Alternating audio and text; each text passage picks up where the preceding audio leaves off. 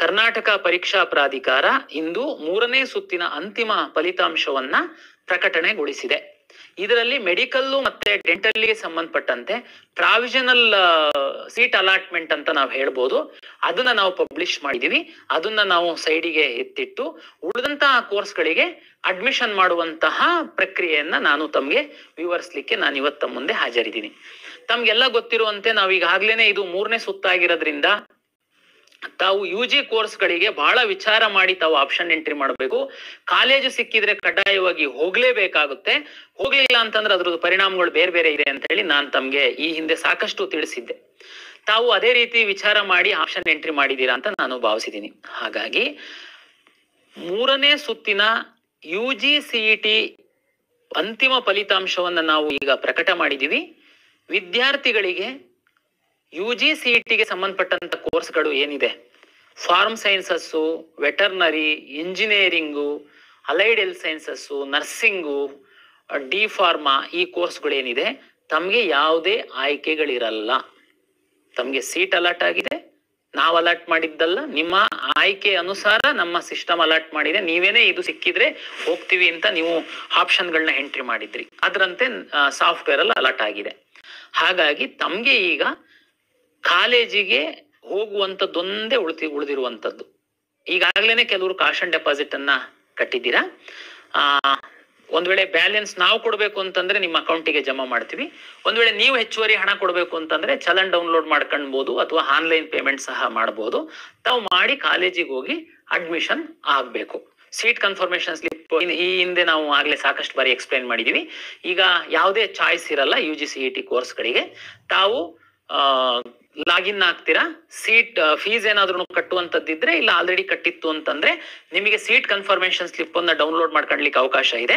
Seat confirmation slip ಅನ್ನ download ಮಾಡ್ಕೊಂತೀರಾ, ತಾವು ನೇರವಾಗಿ ಕಾಲೇಜಿಗೆ ಹೋಗಿ ಮೂಲ ಎಲ್ಲ ದಾಖಲೆಗಳೊಂದಿಗೆ ಹೋಗಿ ಅಡ್ಮಿಷನ್ ಆಗ್ತೀರಾ. ಅಲ್ಲಿ ಸಹ ನೀವು ಫೇಸ್ ಅನ್ನು ತೋರಿಸಿ ಅಡ್ಮಿಷನ್ ಆಗ್ಬೇಕಾಗುತ್ತೆ. ಈ ಎಲ್ಲಾ ಪ್ರಕ್ರಿಯೆ 13ನೇ ತಾರೀಕಿನ ಒಳಗಡೆ ಮುಗಿಬೇಕಾಗುತ್ತೆ. ಈಗಾಗ್ಲೇನೆ ತಾವು ಫೀಸ್ ಕಟ್ಟಿರೋದ್ರಿಂದ ತಮ್ಗೇನ್ ಸಮಸ್ಯೆ ಇಲ್ಲ ಅಂತ ಭಾವಿಸ್ತೀನಿ. 3ನೇ ಸುತ್ತಿನಲ್ಲಿ ನೇರವಾಗಿ ಬರುವಂತ ಸಂದರ್ಭದಲ್ಲಿ ನಾವು 10,000 ರೂಪೀಸ್ ಕಾಶನ್ ಡೆಪಾಸಿಟ್ ತೆಗೆದುಕೊಂಡಿದ್ವಿ.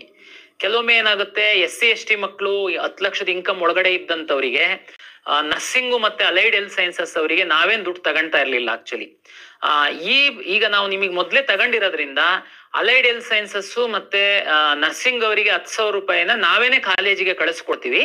ನೀವು ಕಾಲೇಜಲ್ಲಿ ಏನು ಮತ್ತೆ 10,000 ರೂಪಾಯಿ ಕಟ್ಟುವಂತದ್ದು ಅಗತ್ಯ ಇಲ್ಲ. ಸರ್ಕಾರಿ ಫೀಸ್ ಆಗಿತ್ತು ಅಂತಂದ್ರೆ, ಖಾಸಗಿ ಆಗಿತ್ತು ಅಂದ್ರೆ ರಿಮೈನಿಂಗ್ ಅಮೌಂಟ್ ಏನಿವೆ ತಾವು ಕಟ್ಟಿ ಸೀಟ್ ಕನ್ಫರ್ಮೇಶನ್ ಸ್ಲಿಪ್ ಅನ್ನು ತೆಗೆದುಕೊಂಡು ತಾವು ಕಾಲೇಜಿಗೆ ಹೋಗುವಂತ ಕ್ರಮ. SC ST ಸ್ಟೂಡೆಂಟ್ 10,000 ರೂಪಾಯಿ ಕಟ್ಟಿದೀರಾ, ತಮ್ಗೆ ಸಹ ಏನಾದ್ರು 10 ಲಕ್ಷದ ಇನ್ಕಮ್ ಒಳಗಡೆ ಇದ್ದು ಜೀರೋ ಫೀಸ್ ಇತ್ತು ಅಂತಂದ್ರೆ ನಾವು ನಿಮ್ಗೆ 10,000 ರೂಪಾಯಿ ಕೊಡ್ಬೇಕಾಗುತ್ತೆ. ಅದನ್ನ ನಾವು ತಮ್ಮ ಅಕೌಂಟಿಗೆ ರಿಟರ್ನ್ ಮಾಡುವಂತಹ ಕೆಲಸವನ್ನ ನಾವು ಮಾಡ್ತೀವಿ. ಇದು ಈ ಪ್ರಕ್ರಿಯೆ ಇವತ್ತಿಂದ ಶುರುವಾಗುತ್ತೆ. ಈಗ ಮತ್ತೆ ಬಂದು ನನಗೆ ಇಷ್ಟ ಇರ್ಲಿಲ್ಲ, ನಾನು ಹಾಕ್ಬಿಟ್ಟಿದ್ದೆ, ಸೈಬರ್ ಸೆಂಟರ್ ಹಾಕಿದ್ದ, ನಮ್ಮ ಮನೆಯವರಿಗೆ ಹೇಳಿರ್ಲಿಲ್ಲ, ಇದಕ್ಕೆ ಅವಕಾಶಗಳಿಲ್ಲ.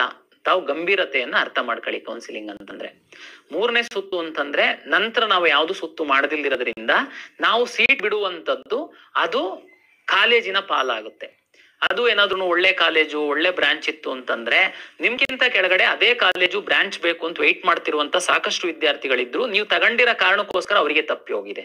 ಇದ್ರದ್ದು ಪರಿಣಾಮ ಏನಿರುತ್ತೆ ಅಂತಂದ್ರೆ, ನೀವೇನಾದ್ರೂ ಕಾಲೇಜಿಗೆ ಹೋಗ್ಲಿಲ್ಲ ಅಂತಂದ್ರೆ ನೀವು course fees plus 5 times penalty ಕಟ್ಟಬೇಕು. ಮತ್ತೆ ನೀವು ನಮ್ಮ ಮುಂದಿನ 4 ವರ್ಷಗಳ ಕಾಲ ನಮ್ಮ ಕೌನ್ಸಿಲಿಂಗ್ ಪ್ರಕ್ರಿಯೆಯಲ್ಲಿ ತಾವು ಭಾಗವಹಿಸ್ಲಿಕ್ಕೆ ಅವಕಾಶ ಇರಲ್ಲ. ಇದು ದಯಮಾಡಿ ಅರ್ಥ ಮಾಡ್ಕೊಳ್ಬೇಕು. ಹಾಗಾಗಿ ತಾವು ತಕ್ಷಣ ಕಾಲೇಜಿಗೆ ಹೋಗಿ ಅಡ್ಮಿಷನ್ ಆಗ್ತೀರಾ ಅಂತೇಳಿ ನಾನು ಭಾವಿಸ್ತೀನಿ. ಕೆಲವು ವಿದ್ಯಾರ್ಥಿಗಳು ಫಸ್ಟ್ ರೌಂಡ್ ಇಂದ ಅಟಾಡ್ಕೊಂಡು ಬಂದು ಈ ರೌಂಡ್ ಅಲ್ಲಿ ತಾವು ಕಾಲೇಜಿಗೆ ಹೋಗಿಲ್ಲ ಅಂತಂದ್ರೆ ತಮ್ದು ಟ್ರ್ಯಾಕ್ ಮಾಡ್ತಾ ಇದ್ದಾರೆ ನಮ್ಮ IT ಟೀಮ್ ಅವರು. ನೀವು ಇಂಟೆನ್ಷನಲಿ ಮಾಡಿದೀರಾ ಅಥವಾ ಏನ್ ಉದ್ದೇಶ ಇಟ್ಕೊಂಡು ಮಾಡಿದೀರಾ ಅಂತನ್ನುವಂಥದ್ದು ತಮ್ಗೆಲ್ಲ ಗೊತ್ತಿದೆ. ಕಳೆದ ವರ್ಷ ನಾವು ಪೊಲೀಸ್ ದೂರು ದಾಖಲಿಸಿ ಎಷ್ಟು ಜನಕ್ಕೆ ಅರೆಸ್ಟ್ ಮಾಡಿಸಿದ್ವಿ ಅಂತೇಳಿ. ಇಂಟೆನ್ಷನಲಿ ಮಾಡಿರುವಂತವ್ರು ಕೆಲವರು ಸಿಕ್ತು ಅಂತಂದ್ರೆ ಅದು ಸಹ ಕ್ರಮ ಆಗುತ್ತೆ. ಹಾಗಾಗಿ ಇದನ್ನ ಗಂಭೀರವಾಗಿ ಪರಿಗಣಿಸಬೇಕು ಅಂತ ನಾನು ತಮ್ಮಲ್ಲಿ ವಿನಂತಿಯನ್ನ ಮಾಡಿಕೊಳ್ತೀನಿ.